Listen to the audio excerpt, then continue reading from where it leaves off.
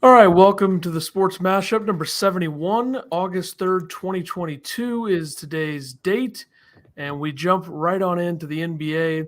Couple quick things here. We'll start with this story about the NBA is looking into the Knicks for potential tampering with Jalen Brunson. They signed Brunson to a big deal this summer. I think the big thing with this story is probably that Jalen Brunson's dad is in the organization for the Knicks.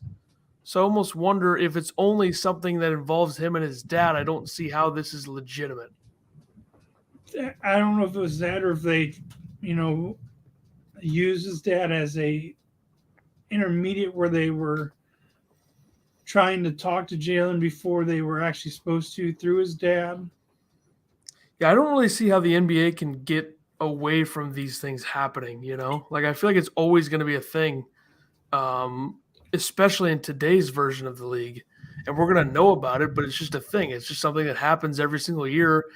And sometimes you get in big trouble for it, and sometimes you get nothing for it. So I feel like I don't think anything's really going to come of this. Maybe a fine, maybe a loss of like a second-round pick, but I don't see much happening here. And they're also looking into the Harden deal and such with the 76ers. I haven't seen anything about that, but I assume it's kind of the same thing. It has to do with, I think, between the time when he turned down his option or whatever, and then them signing PJ Tucker and all those guys, and then him signing.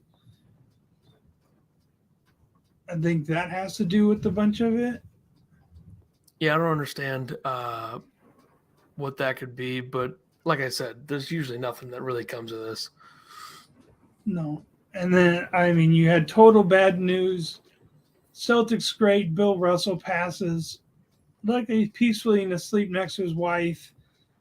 He's been sick for a while. They had still said the cause of death, but he has been ill. Like he usually hands out the MVP trophy at the awards night. He was not able to attend to hand. Who was the MVP this year? The league MVP? Does he hand out the league MVP or the finals MVP? I think it's the finals MVP. So he wasn't able to give Curry his finals MVP trophy. Because isn't that named after him?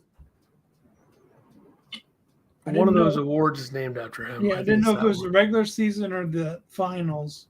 I'm assuming it's probably the finals. But I mean, he's an 11-time champ. The last two of his championships were as a player and coach. He was the NBA's first African-American coach at the University of San Francisco, two-time All-American, two-time NCAA champ, 55 consecutive wins, and a 1956 Golden Medal recipient. Yeah, I mean, one of the most legendary names and players in the history of the sport. One of the most forgotten ones. Like when people talk about like great bigs in the league, they go to like Shaq, Kareem, and Will, and they always forget about Bill Russell. Yeah, I think I would put him up against almost any all-time player in terms of impact on the game. I think very high in any sport. I think he's up there. When you win that much, when you do as much as he did, and the impact that he had on the game after he was done playing as well. And what he did off the court. Yeah, he ran a march in like Mississippi for, I don't remember what it was for, but there was like someone was assassinated at the time they did it before, so he went down and did it. I mean, the guy went to 12 NBA finals and won 11 of them. It's pretty good, yeah. So just sad news there. All right. Thoughts with his family in the league and the people who were close to him. And you could tell how much impact he made on the game by how, like, what the love that was received and stuff by, like, the Twitter posts and everything you saw from everybody across the league and different sports who had met him. Yeah, he's one of those guys for sure. No doubt. So rest in peace, Bill Russell. Moving along to the NFL here, we had The Buccaneers center Ryan Jensen carted off field with knee injury. Training camp, I assume this is probably, I think it's come out, right? Probably season-ending Yeah, serious knee I injury. think it's unknown on how long he's going to be out for, but it's going to be a decent chunk. And with Marpet retiring, like they've got a huge role. They are missing gap there now at the center position. Like, yeah, they have Donovan Smith and Wirf on the tackles, and then they signed Shaq Mason for one of the guard positions. But it's a big loss for him at center. I mean, he only allowed, I think, 1 sack all of last year, or since he had signed or been with the Bucs. It was one of those. So, and he was a big key on, like, he resigned when Brady came back. yeah. I would say that suddenly their offensive line looks like it could have some issues. Like the right side I think is fine with Mason and Wirfs, but the left side right now listed Donovan Smith at left tackle, which is fine. He's a veteran. He's good. Aaron Stinney at left guard. I don't even know who that is. I think they either had him or they signed him. 28-year-old. I don't think has he ever even played a game? I don't even see any stats listed. 5th season, so we'll see, I guess. I'm sure he's played because it doesn't list stats for any of them. But anyway, yeah, that's going to be interesting to see how they approach that. I think when you have somebody like Brady who gets the ball off quickly and doesn't really need you to block outside of the pocket on passing plays, I think that makes it a bit easier on the offensive line. So I don't think this isn't a season is over loss, but it is a major loss for the line. No, it'll just kill them the most if they play like the Rams early on or something where they have 2 really good interior linemen, is where it's going to kill them. Well, they got the Packers week 3, and the Packers have Kenny Clark, Jerron Reed, Devontae Wyatt. And they play the Cowboys week 1. Do they play the Rams again like week 4? Let's give a look here. They got the Rams week 9.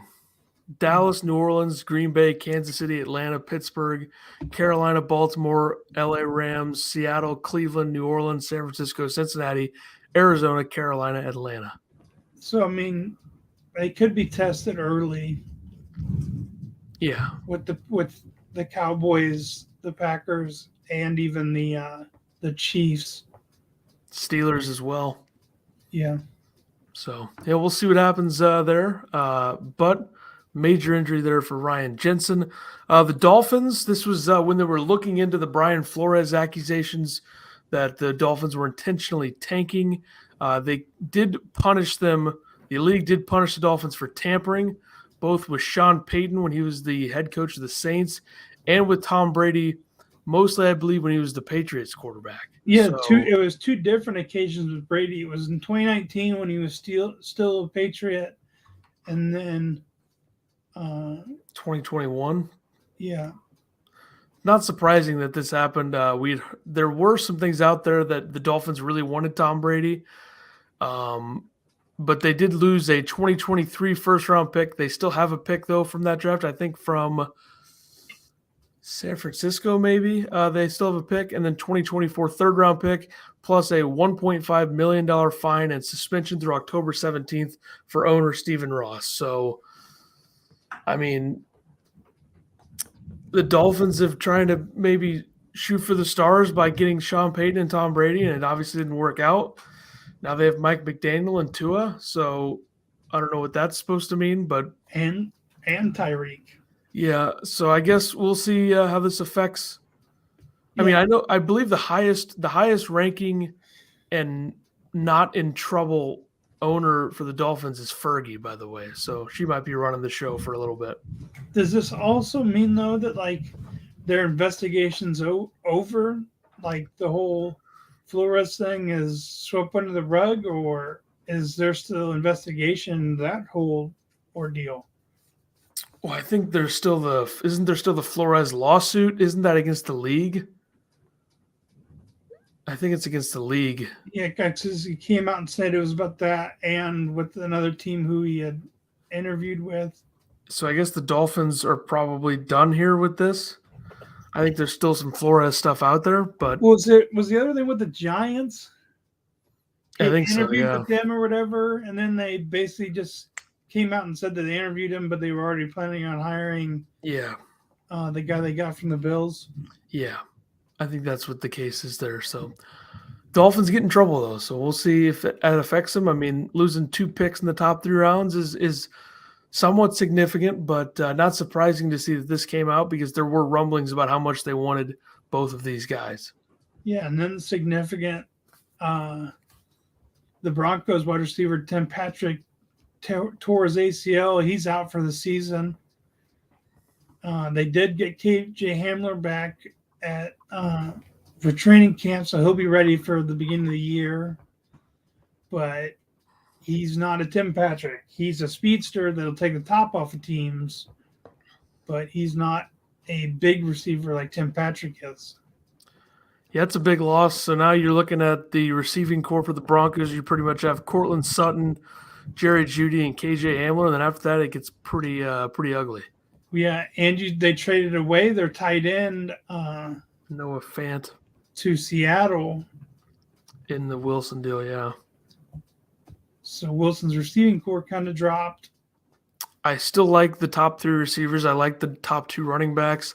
I think Alberto is a solid starting tight end, but not great. I mean, KJ Hamler should be able to take the top off of any defense and then leave open field for Jeudy and Sutton. Yeah. Certainly makes him a bit weaker at receiver. And I don't think Russell Wilson has as many weapons as people think he has, but they're still solid. They're also still able to sign somebody. Yeah, maybe they sign Odell and then bring him back in November. I say OBJ is still not signed. There's probably others that aren't. I mean, is T.Y. Hilton signed anywhere?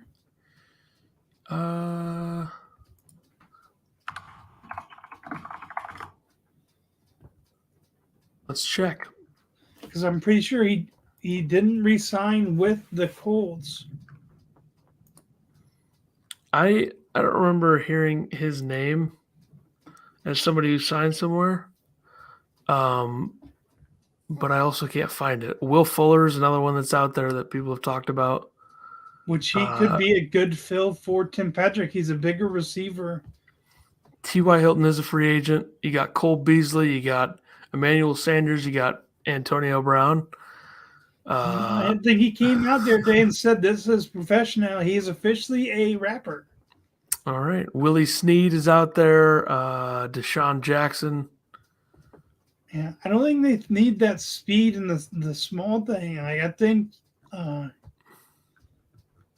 Will Fuller would be a good fit there. He's a bigger receiver like Tim Patrick. He's a bigger receiver and has speed too. That helps. Like a lot of the other guys are more speedsters, but they already have KJ Hamler to do that and Jerry Jeudy.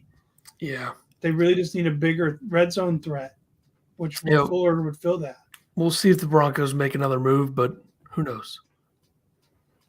And I'm running here fantasy football just right now. You don't know where you're going. If you have the first pick, what running back are you taking?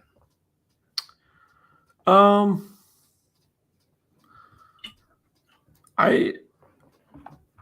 think that entire process this year is kind of different because it's usually always like, oh, Christian McCaffrey, there's your guy, but he's never healthy. Mm-hmm. So I think Jonathan Taylor could be an option for people as a number 1 pick. Also depends on what you're playing in. If you're playing in a non-PPR or if you're playing in a PPR. Right. So I think, Jonathan Taylor is a good option. PPR-wise, I'm trying to find the rankings here. Derrick Henry's got to be up there. The top 5 ESPN PPR running backs this year, Jonathan Taylor, Christian McCaffrey, Austin Eckler, Derrick Henry, Najee Harris.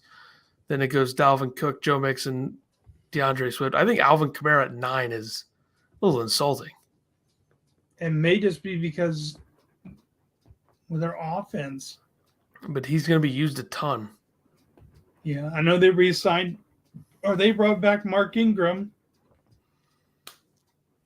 Also, Aaron Jones at 12. I think there's some value there just because I know A.J. Dillon's really good. He's 28th, but I feel like Aaron Jones is both running backs in that offense are going to be used a lot more because Devontae Adams is gone. So I think that's a big factor here for the Packers running backs. And then you look at well, and for that being a PPR, Joe Mixon not being in the top 5, like he's number 7.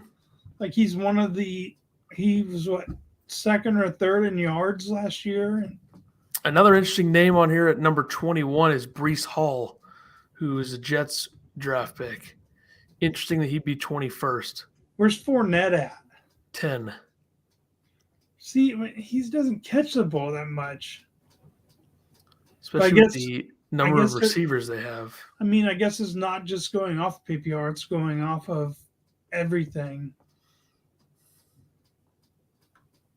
Yeah, so we'll see. That's interesting. Like you said, he's above Jones? Yeah, Aaron Jones 12. Yeah, that definitely would need flipped. While we're at it, we'll look at the receivers and quarterbacks real quick here. Top 5 PPR wide receivers: Cooper Kupp, Justin Jefferson, Jamar Chase, Devontae Adams, Stephon Diggs. Yeah. Deebo Samuel 7th, Tyreek Hill 8th, Mike Evans 11th, Jalen Waddle 15th. Yeah, I think Deebo just drops because it's not Jimmy G. Probably Trey Lance. I think a name that could be interesting that you could get in like the 3rd or 4th or 5th round would be like a Darnell Mooney, who's a clear number 1 for the Bears. And you got to think the Bears are going to be wanting Fields to throw the ball a bit more this year. And Mooney is like Darnell Mooney might have the biggest separation in the entire league from a team's number 1 receiver to their number 2 receiver. Yeah, and then did you see Allen Robinson mossing one of his teammates at practice yesterday? I did not see that. Okay, here's a question. How do you view, say, a DeAndre Hopkins who is suspended for 6 games? And so you're going to get. Which part we're getting into that suspension real quick. Deshaun Watson gets 6 games for however many counts of everything. Yeah, the NFL is Calvin Ridley gets a whole year for gambling on 1 game. Right. Hopkins gets 6 games suspension for something popping on a test. Mm-hmm.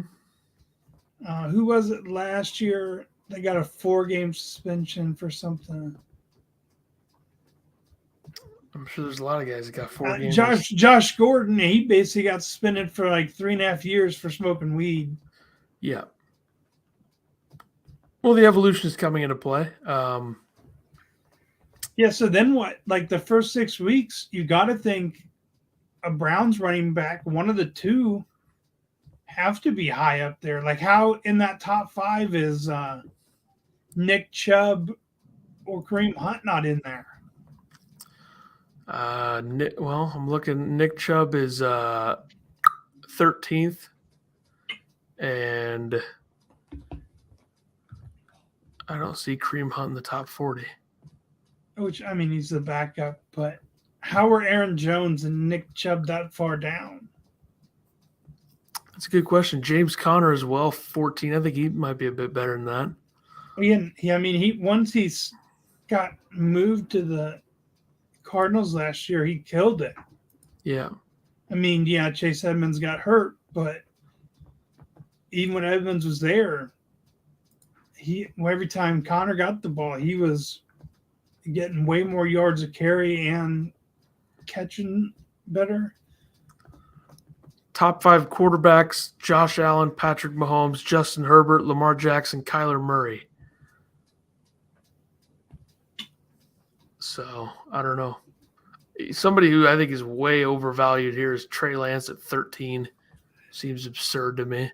Yeah, but the Hopkins thing, like, yeah, I wonder how, depending on the number of teams you have in the league, when he gets drafted, because who else do they have? They have AJ Green re-signed there, right? Yep. And they got Hollywood Brown from the Ravens. Yep. They lost Christian Kirk. Yeah. They have They Rondale Moore. They got Zach Ertz back. Rondale Moore and Andy Isabella, pretty much the leftover receivers that are going to do anything. Yeah, so you got Rondale. They drafted Trey McBride as well, who's a tight end, second-round pick out of Colorado State. So, yeah, we'll see. I don't know. DeAndre Hopkins is ranked 39th on that list. So, yeah, interesting to see how teams approach that. There'll be someone in my league who will draft him in like the 3rd round and waste a pick. Yeah, I can see it. All right, let's move forward here to the golf. Last weekend, we had the Rocket Mortgage Classic. Winner was Tony Finau. Won $1.5 million, shot 26 under. What was it? He shot 8 under round 1, 6 under round 2, 7 round 3, and 5 round 4. I mean, just had a great tournament. Back-to-back weeks with a win, so he's starting to figure it out here. And then you had Cantlay, Cam Young, and Pendrith all tied for second at 21 under.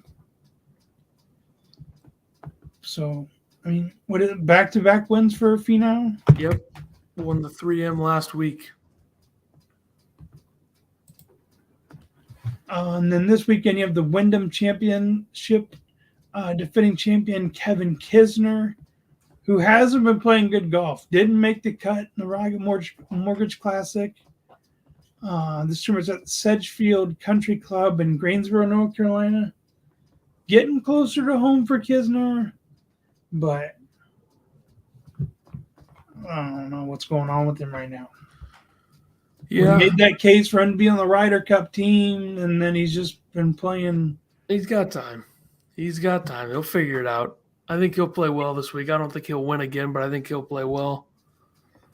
And then the LIV golfers are suing the PGA Tour. 11 golfers as of now in the lawsuit.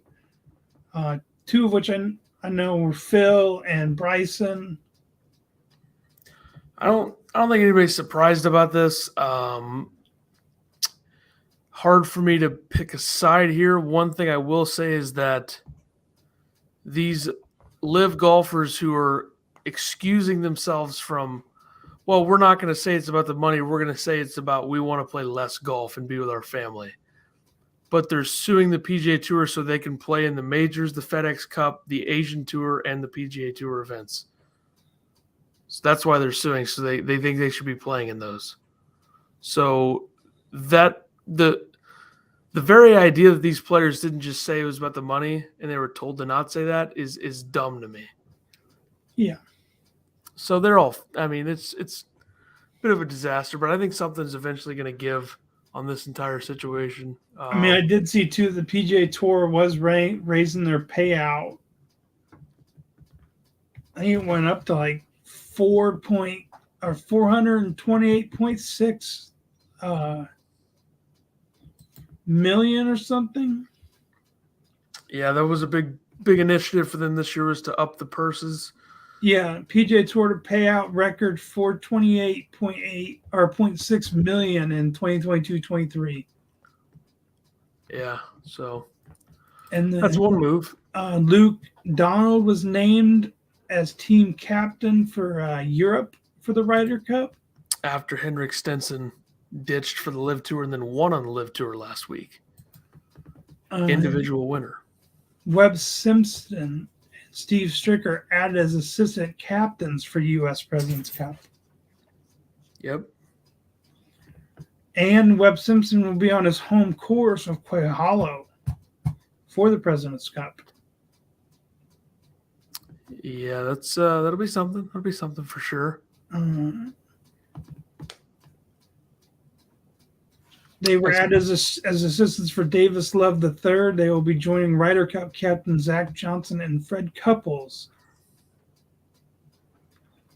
It's a good staff. I'm interested to see what the team's going to look like, but we'll get to that, I'm sure, within the next month or so. But now we move on to college hoops. Yeah, you can go ahead and take that one. You had UConn, Paige Beckers tearing her ACL in left knee on Monday, missing the entire season. This is just terrible news for women's college basketball. One of the best players in the country dealt with injuries last season. Yeah, which was a knee issue last year. I don't know if it was the same knee when she missed significant time and came back. They first said it was going to be the rest of the year, and then next thing you know, she came back and was playing in the women's NCAA tournament. So brutal news. So speedy recovery. Hope she recovers properly and then gets back out on the court. I don't know if she'll be playing at UConn again or is going to the draft. Maybe one more year at UConn. I don't know how that works. I'm sure she could use a medical red shirt this year. Yeah, so we'll see. But all right, let's go to Major League Baseball. The Yankees get all-star outfielder Andrew Benintendi from the Royals. The Yankees send 3 minor league pitching prospects to the Royals. The Royals send Benintendi, pitcher Beckway, pitcher Chandler. Is it Champlain? That sounds right. Yes. And pitcher TJ Sikima. Sure. My guess on how that's pronounced. I don't know anything about any of these pitchers. I know that the Yankees were looking to add something to their outfield, and Benintendi is that. Good contact hitter. He's batting over 300 when he was traded there. Solid fielder in left field. Now how many outfielders do they have? Because now they also traded for Harrison Bader. So now you have Bader, Benintendi. Hicks, Stanton, Judge. Well, Stanton's more of a DH. Judge. I don't know. There's a lot of versatility there, though, too. And Aaron Hicks is not going to – Harrison Bader will be the everyday center fielder for them when he's healthy. Yeah. And he's a guy who – he's from New York, always wanted to play in New York. He's been said that before. Didn't care if it was for either New York team. But even the glove like he wore this year was a copper glove that was supposed to represent the Statue of Liberty. Yeah. So we'll go. We'll analyze that deal here in a sec. But and then you had a massive trade between the Padres, Nationals, and Red Sox, with the Padres getting Juan Soto and Josh Bell. The Red Sox get Eric Hosmer, who had a no-trade clause that included the Nats, so that's why the Red Sox got involved there. And the Nationals got DH Luke Voigt, left-handed pitcher Mackenzie Gore, outfielder Robert Hassel III, shortstop C.J. Abrams, outfielder James Wood, and right-handed pitcher Yarlin Susana. Well, we figured Juan Soto would probably be traded by now.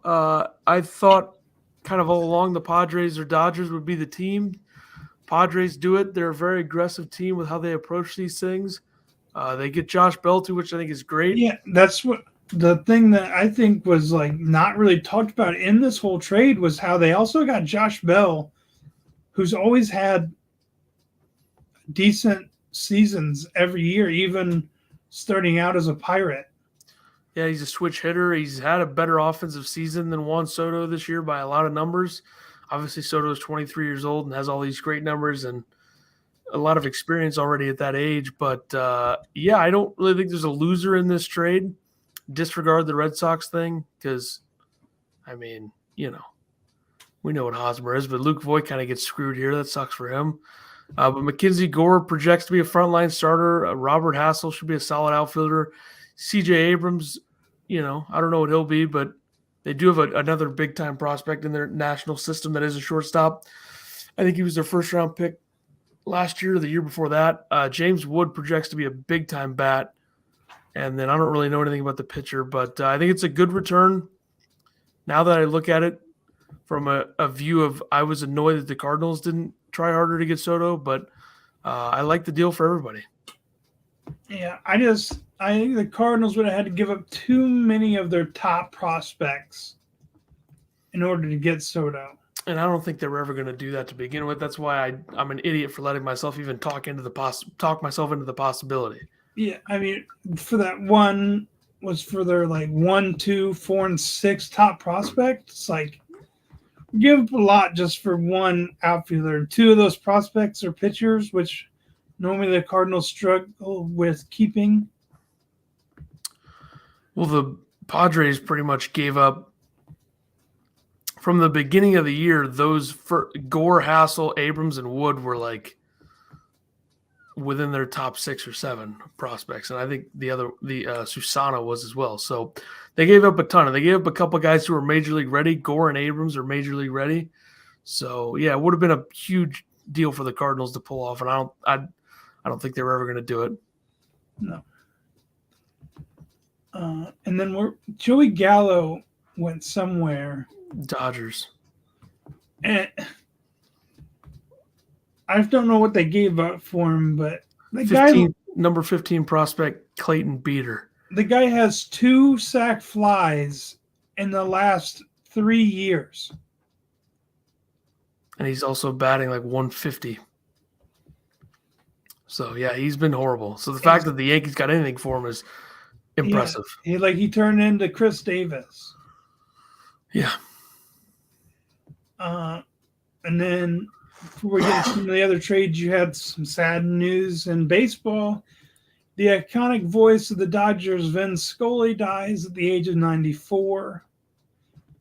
Started as a 22-year-old grad student of Fordham University, started in 1950 in Brooklyn, and then made the jump with the team to LA. Probably the greatest announcer in the history of baseball. I don't think there's anything probably about that. I think he is. I think he's one of the greatest announcers in the history of sports. Iconic is a good way to put it. Unique. I think there's only going to be one Vin Scully. I don't think anybody will ever be like that or as good as that again. So yeah, just a huge, huge voice in baseball, huge name in baseball. I mean, yeah, some people would put Vin Scully up there with Harry Carey and Jack Buck. But there's only one Vin Scully, and yeah. I mean, sad news. Thoughts with his family, Dodgers franchise, and everything. But still, fuck the Dodgers. We do not like the Dodgers, but Vin Scully was fantastic. All right, we did touch on this a moment ago. The Cardinals traded Harrison Bader to the Yankees for left-handed pitcher Jordan Montgomery. I think this is a good trade for the Cardinals because, number one, you have the Bader plantar fasciitis issue right now, so he won't be healthy for at least this month. And I guess he plans to return to the Yankees in September. So that was an issue. Number two. And this is the second time he's dealt with it already this year. Yeah, well, he's been dealing with it since spring training, but he was playing through it for a little bit. Second time he's missed because of it. Right. And the Cardinals probably view Dylan Carlson as their center fielder of the future, slide him into center. Right field right now is pretty much going to be a combination of Lars Nootbaar and Corey Dickerson, plus Alec Burleson in the minors waiting in the wings if he gets a chance, which he should. And Montgomery's a solid starter, 3 or 4 for him. Good numbers this season, dependable, durable. So I like the trade. And a lefty. Yeah. Don't have very many lefties in our starting rotation. Well, they brought in Jose Quintana from the Pirates as well, another lefty who's having a good season. So before this though, did we even have a lefty in the Mats? But currently, did we have a lefty in the rotation? Well, they were bringing up like Libertor to make starts, but not like a set in stone lefty who was out there every 5 days. Yeah, it was Other than Wayno. Mats when he It was was hurt. it was Wayno, Michaelis, Palante, Hudson. and then who was the fifth? Just whoever they wanted to start on that day. Yeah. So a good trade though. Also elsewhere in baseball, the Cubs and Giants holding on to players. The Cubs do not trade Wilson Contreras or Ian Happ, who will both be free agents this winter, which that makes no sense to me. I think you got to get something back for those guys. Whatever happened, but that doesn't make any sense to me. And then the Giants hold on to Carlos Rodon, who apparently the price for was huge. He has an opt-out after the season, so he'll probably opt out, and Jock Peterson as well. So bizarre to me that you don't get a return on those guys. Well, I was surprised they even had Jock even out there. I mean, he just won a ring with Atlanta last year, and then you sign him in the offseason, and he's having. I mean, he was an all-star for them. Same as the Cubs; those were both their all-stars, and they had them on the trading block. Well, the problem is that all 4 of those guys are probably going to be hitting free agency, and when you're not contending, especially like the Cubs, you got to try to get something back. They did the same thing with Baez and Bryant and Rizzo last year. So it's just bizarre to me that they didn't trade them and get something back because I don't see them re-signing Contreras or Happ, to be honest. And for the Giants, do they have like a good catcher or something in the waiting in Chicago? they got what's his name? Miguel Amaya, I believe is his name, who is a one of their better prospects. So kind of where they're at on that. He is their number 15 prospect. So I don't know. I mean, not great, but still. We'll see. But bizarre that they didn't get anything back for those guys. The Angels. Ian Happ, it's hard. I can't believe they even put him out there because he's so versatile for them. Like, he's played so many positions, or you can put him in a lot of positions. I mean, the outfield, infield. But they're a terrible team, and they're probably not going to re-sign him. So you might as well get what you can for him. What's what I meant, like, on them not re-signing him? It's like he's a utility player, so I don't know why you wouldn't. I don't know. But the Angels, I'd seen you tweeted something about the Cardinals trying to get him. I think it's worth exploring. Yes. I could see that being worth the exploration, given that he can play a lot of positions and he's a switch hitter and stealing him from a rival. And then, like, say this after the year, who do the Cardinals have hitting free agency where he would fill in? Is O'Neill? Well, I mean, what's left on like him? O'Neill's still got a couple years before he can be a free agent, but like right field is not, one year deal, right? Yeah, and right field is not like Jordan Walker. They're going to start playing him in the outfield. The number 1 prospect for the Cardinals is going to start playing him in the outfield more, but he's still only 19, so I think he's still a few years away. But his real position's third, right? Yeah, third base, first base, but he's just behind Arenado. Yeah, and you also have Burleson, who I think is pretty much ready. Hopefully they bring him up at some point this year, give him a shot. But other than that, it's like right field's pretty open in the future. Yeah, and then, I mean, DeYoung's hitting well right now. Yeah, I don't know what they'll do with that. It's holding ABs away from Donovan. I liked the Sosa deal. Me too, yeah. I mean, Guy Field's decent. He's fast. He can't hit very well. No, he was a decent hitter last year, but... And then who else was in that deal with Sosa? Sosa for Jojo Romero. I thought there was 2 guys in that. No, I think it was just a 1-for-1. Who'd we give up for Quintana? Maybe that was the other one I was thinking of. Johan Oviedo and Malcolm Nunez, who's the Cardinals' number 10 prospect or something, for Chris Stratton and Jose Quintana. Which Stratton looked good last night. Yeah, nice little double play to finish it. So, yeah, we'll see. I know the Cardinal fans wanted a big splash. I mean, I did too. I wanted them to get Rodon and Peterson, maybe both. But I still think they improved getting the starters that they got. So we'll see. The Angels got something in return for Noah Syndergaard. They sent him to the Phillies for Mickey Moniak and another prospect. And then in another deal, they traded the Phillies traded catching prospect Logan O'Hoppe to the Angels for Brandon Marsh, who's a former top prospect for the Angels. So a little bit of a prospect swap in some regards, even though Marsh has been playing at the big league level. O'Hoppe is a big-time catching prospect who's stuck behind Real Muto anyway. Did Marsh used to play for the Nationals, or is this a different guy? I think it's a different guy. So, yeah, I mean, we'll see how this works out. I like it for the Phillies, though. Get Syndergaard in that rotation. If he can continue to stay healthy, he's been solid. So, yeah. Players of the week. Going Edwin Diaz, who I don't think gets enough mention, is probably the best closer in baseball right now. Continues to dominate. 3 1/3, no runs, 1 hit, 8 strikeouts last week in a negative 1.28 FIP. And if your FIP is in the negative, that is extremely elite. I know it's only 3 1/3, but extremely elite. What exactly is FIP for some people that don't know? FIP is Fielders Independent Pitching. So pretty much, I don't know the definition, but I will read it for everybody here. This stat measures a pitcher's effectiveness at preventing home runs, walks, hit by pitch, and causing strikeouts. So it's set so that each season Major League average FIP is the same as the Major League average ERA. So pretty much you want your FIP to be lower than your ERA. And his FIP for the entire season is 0.96. ERA is 1.51.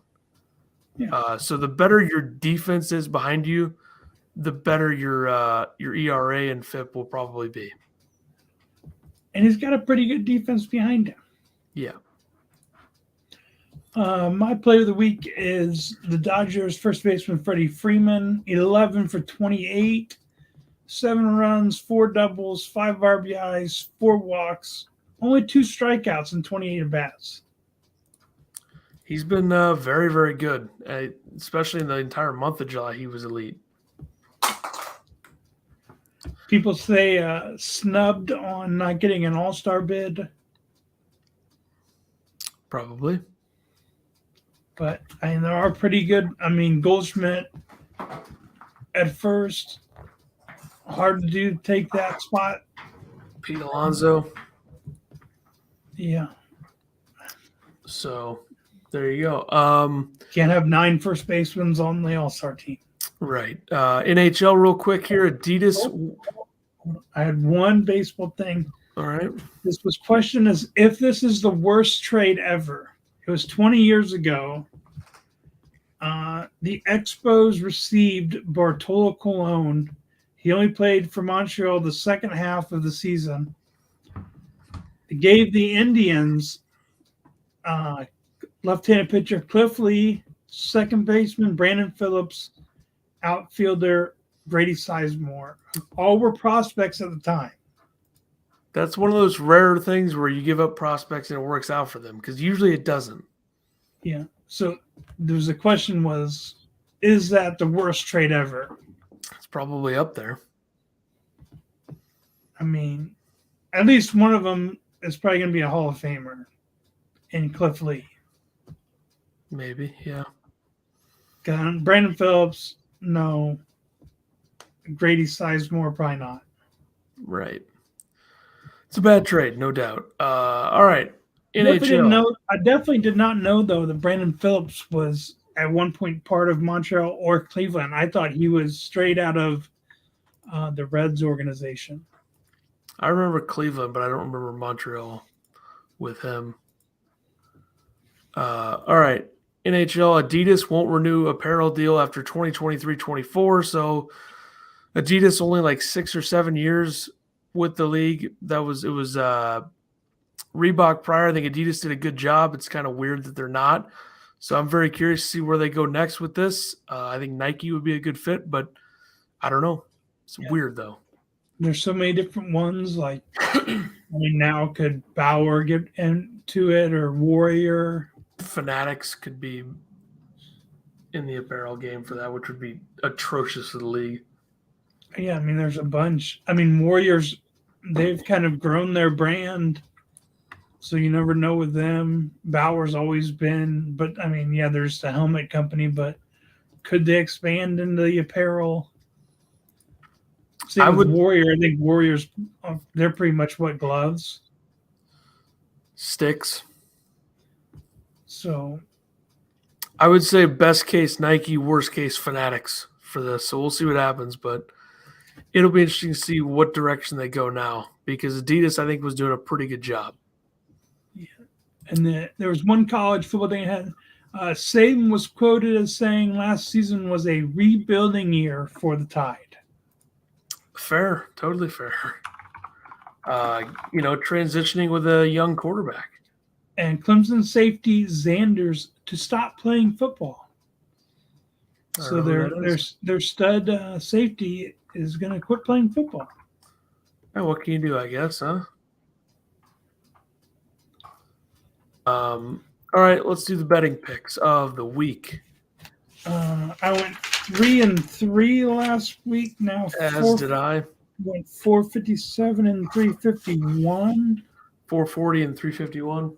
I was 2-3 in baseball, and then I hit on Cantlay to finish top 5. He tied for second. I did have Cameron Young to win, and he tied for second. The one that I hit on was Cam Davis, top 20. He finished tied for 14th.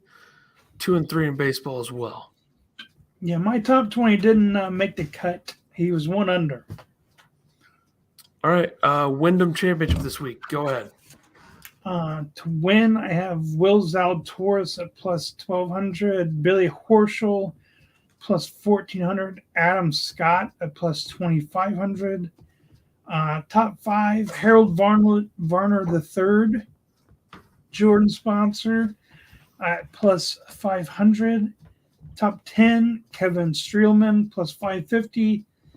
And I doubled down and went with the Kevin Kisner again. Finished top 20 at plus 170. All right. Excuse me. I'm going with to win Will Zalatoris plus 1,200, Kevin Kisner back-to-back plus 4,000, Davis Riley plus 5,000. I've decided I'm just going to pick Davis Riley every single week until he wins. So there you go. Top 5, Siwoo Kim plus 550, Harold Varner top 10 plus 230, and Adam Scott top 20 plus 110. MLB. I got the Red Sox minus 130 over the Royals, the Blue Jays minus 125 over the Twins, the Tigers plus 135 over the Rays, the Braves plus 100 over the Mets, and the Angels minus 115 over the A's. Pretty much I picked that one because old Jansen Junk is back on the mound. All right. He got his first win last week and his first appearance over the Royals. So see if he can go 2-0. Yes. All right. My picks, Padres minus 275 against the Rockies, Braves plus 100 against the Mets, White Sox minus 120 against the Rangers, Red Sox minus 130 at the Royals, and I picked them last week. I'm going to do it again. Cardinals minus 155 against the Cubs. They won last week. Who's pitching tomorrow? Quintana against Stroman. They can hit Stroman. They hit Stroman last time. They'll be fine. These should be free wins. I'm just saying, if the Cardinals lose, you got to stop doing it. They won last week. I'll keep it going until if they lose, then I'll stop. So there you go. That'll do it for us. We'll be back next week with number 72, by a little bit more fantasy football incorporation into the episode for that, since we're in almost a dead month for most of sports. So we'll see you next week with something.